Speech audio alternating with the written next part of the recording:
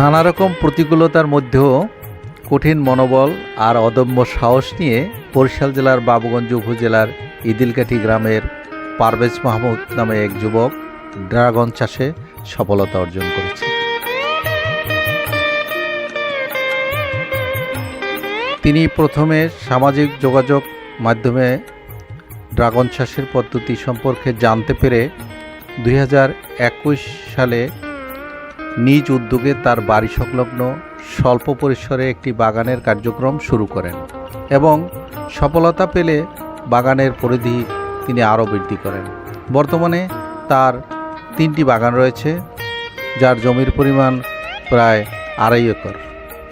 তিনি তার একটি বাগানে ড্রাগনের পাশাপাশি হাইব্রিড পেঁপে চাষও করেছেন, যার ফলনও অত্যন্ত ভালো।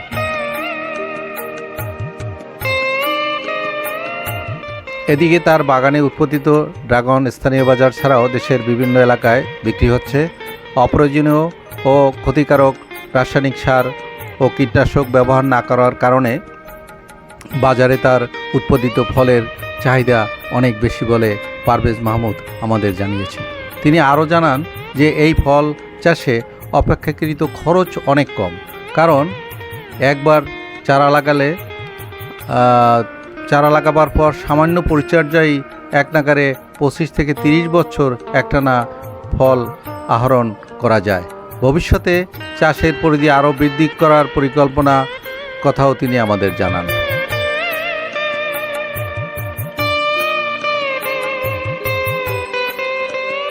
বর্তমানে অত্র এলাকায় পারভেজ মাহমুদের ড্রাগন চাষে উদ্বুদ্ধ হয়ে অনেকেই এই চাষের প্রতি ঝুঁকে পড়ছেন বলে জানা গেছে। সরকারি পৃষ্ঠপোষকতা ও প্রয়োজনীয় প্রশিক্ষণ পেলে এই প্রত্যন্ত গ্রাম্য এলাকায়ও ড্রাগন চাষ একটি বৈপ্লবিক পরিবর্তন আসতে পারে বলে অনেকেই মনে করছেন। আপনার এই বাগান কতটুকু জায়গা নিয়ে? প্রায় 2.5 একর জায়গার উপরে। 2.5 একর জায়গার উপরে। তা আমরা দেখলাম যে আপনার বাগানের মাঝে মাঝে এটা আসলে দৃষ্টিনন্দন একটা বিষয় যে এই যে পেঁপে গাছ লাগিয়েছেন এবং অসংখ্য পেঁপে হয়েছে আমরা দেখতে পাচ্ছি।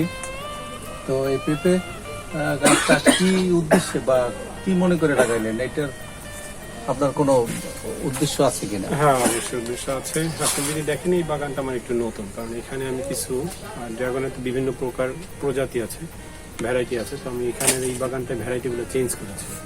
তো চেঞ্জ করার কারণে এটা প্রথম বছর, যেহেতু গাছের ঘনত্ব অতটা না, যার জন্য বাগানটা ফাঁকাই থাকে। তো চিন্তা করলাম যে আমি পেঁপের নার্সারি করি, তো যার জন্য এগুলো আমার হচ্ছে গিয়ে মাতৃগাছ।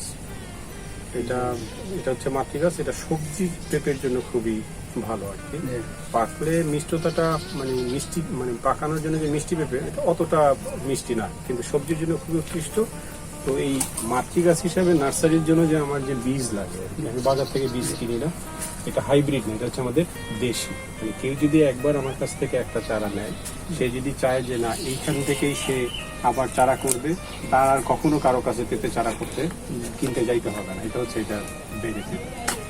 এখন আমরা আরেকটু জানতে চাবো যে আপনার আসলে এই যে বাগানটা প্রথম করলেন, কোন স্থান থেকে আপনি উদ্বুদ্ধ হয়ে এই বাগানটা করলেন? আসলে বাংলাদেশের এগ্রিকালচার সেক্টরে যারা নতুন নতুন উদ্যোক্তা হয়, তারা মূলত ইউটিউব থেকে দেখেই আপনার উদ্বুদ্ধ হয় আর কি। তো আমিও সেরকম ইউটিউব থেকে দেখেছি, দেখার পরে দেখলাম যে চাষটা আসলে লাভজনক আর কি। পেঁপে যদি আমি সময় মতন করতে পারি, পেঁপের কিছু সিজন আছে, সেই সিজনটা যদি আমি গ্যাপে যদি ধরতে পারি, সবাই যখন পেঁপে লাগাচ্ছে তখন আপনি না লাগায় যদি আপনার গ্যাপটা ধরতে পারে, তাহলে পেঁপের চাহিদাটাও ভালো।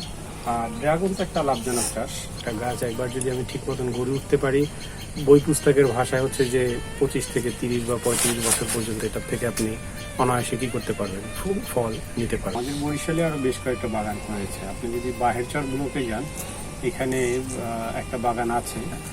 আর ভরসাকাঠিতে এবং জয়শ্রীতে, তারপরে বাটাজোরে কিছু বাগান হয়েছে আমি শুনতে পেরেছি, বাট আসলে যাওয়ার সুযোগ হয় না। আপনি কি এই ড্রাগন বাগানের উপরে বা ড্রাগন পরিচর্যার উপরে কোনো প্রশিক্ষণ পেয়েছেন কিনা? আমাদের কৃষি উদ্যোক্তা আপনার সাভারে যে হর্টিকালচার সেন্টার আছে সেখানে আমাদের প্রশিক্ষণ হয়েছে। এরপরে চুয়াডাঙ্গা জেলা তো কৃষি কাজের জন্য বিখ্যাত, বিভিন্ন ধরনের উন্নত ফল ফসলের জন্য। সেইখানেও কৃষি বায়োস্কোপ আমাদের একটা সংগঠন আছে, সেখান থেকেও আমরা প্রশিক্ষণ পেয়েছি আর কি। প্রশিক্ষণ বিভিন্ন বিষয়ে নিয়েছি। এই ফিলিপাইনি ব্ল্যাক আখ, এটা বাংলাদেশে এখন অ্যাভেলেবেল, কম বেশি সব জেলাতেই আছে আর কি। আমি গত বছর রংপুর থেকে কিছু পরীক্ষামূলক করার জন্য নিয়ে আসছিলাম। এইবার এটা দেখলাম যে খুবই মিষ্টি আর কি, এবং খুবই সফট, বাচ্চা বুড়ো সবাই মোটামুটি এটা খেতে পারে আর কি। ধন্যবাদ ভাই, অসংখ্য ধন্যবাদ। ভিডিওটি ভালো লেগে থাকলে লাইক, শেয়ার ও সাবস্ক্রাইব করে পাশে থাকবেন। ধন্যবাদ সবাইকে।